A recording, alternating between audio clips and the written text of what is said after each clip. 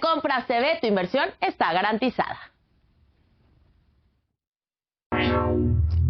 En Acapulco, por supuesto, continúan estos trabajos incansables para poder restablecer el servicio eléctrico. Para entender más de lo que sucede, vamos a enlazarnos y le agradezco nuevamente a Luis Bravo, vocero de la Comisión Federal de Electricidad, que nos ha atendido todos los días, ha resuelto nuestras dudas y nos ha actualizado la situación, y hoy no es la excepción.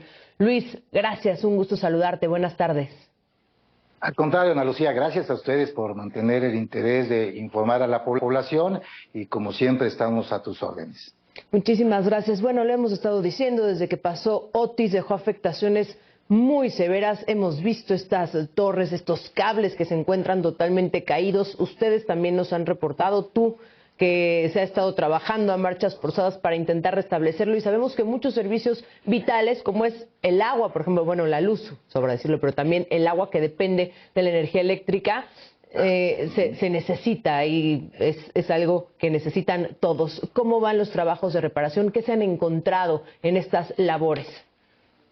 Mira, Ana Lucía, pues mira, se han intensificado las actividades de restablecimiento ante los embates del huracán que ustedes han retratado con toda puntualidad, y decirte que se concluyó el patrullaje para hacer un análisis de la infraestructura del sistema eléctrico que sufrió severos daños, y decirte que ayer habíamos hablado de que se habían encontrado 58 estructuras colapsadas, es decir, estas torres enormes que vemos por todo el país, que son las que conducen las líneas de transmisión, que llevan los grandes bloques de energía para posteriormente distribuirlos a la población. Bueno, pues estas torres eran 58 el día de ayer. Una vez que se termina el patrullaje, encontraron las brigadas, los helicópteros y también por tierra 137 estructuras de líneas de alta tensión, que son la fuente principal de energía, te decía yo, 137 estructuras dañadas que tendrán que ser restablecidas. Y esto representa un enorme reto para la Comisión Federal de Electricidad. Sin embargo, déjame platicarte rápidamente que la tarde de ayer, a las 7 de la noche justamente, el director Manuel Bartlett nos citó a todos los directivos de la Comisión Federal de Electricidad para hacer un análisis y para tener el parte preciso y específico de lo que ha acontecido y cuáles son los siguientes planes, cuál es la siguiente estrategia para restablecer el servicio eléctrico. Y déjame decirte que hasta este momento se ha restablecido el 50% del suministro eléctrico, y según los propios ingenieros, te decía, estaba ayer el director de generación, el director de transmisión, de distribución, de planeación estratégica y otros funcionarios que coincidieron en que el próximo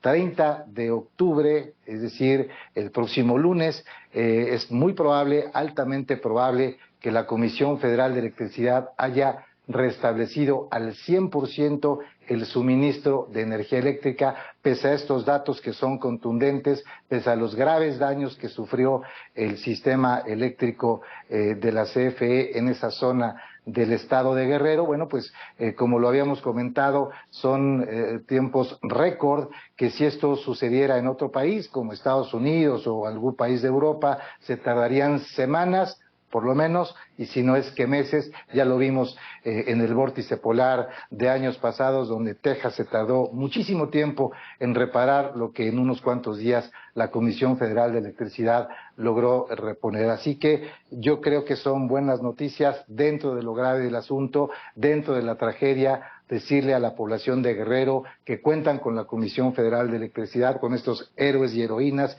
que se han dado a la tarea de restablecer el suministro, y en la medida de lo que vayan avanzando los días, se restablecerá, insisto, hasta el 100%, Ana Lucía. 50% que ya ha sido restablecido. Esperamos que, como dice usted, para el 30 de octubre se pueda hablar de un restablecimiento al 100%. Estas áreas de difícil acceso en donde no han podido llegar ayuda, en donde ni siquiera han podido llegar automóviles, la personal de la CFE, ¿cómo ha visto estas áreas que están incomunicadas en su totalidad? Bueno, imagínate, Ana Lucía, la dificultad que representó para las brigadas por tierra ir abriendo las brechas. Se encontraron en el camino para ir a hacer el diagnóstico, este patrullaje de reconocimiento, con árboles caídos, con ramas, con rocas en medio del camino, con deslaves, con arroyos y ríos desbordados, y muy pendientes por si encontraban algunas personas en necesidad de ser auxiliadas. Afortunadamente este caso no se dio, pero también llevando víveres, también pendientes de cualquier situación, y esto fue lo que permitió durante la madrugada de antier y de ayer abrir el camino para que las otras brigadas pudieran levantar los postes, las torres, etcétera, ¿no? Es importante decirte que hubo un daño muy importante, muchísimos postes tirados que hay que levantar, incluso algunos de ellos sustituir, igual que las torres también. Estas torres, muchas de ellas se vieron dobladas.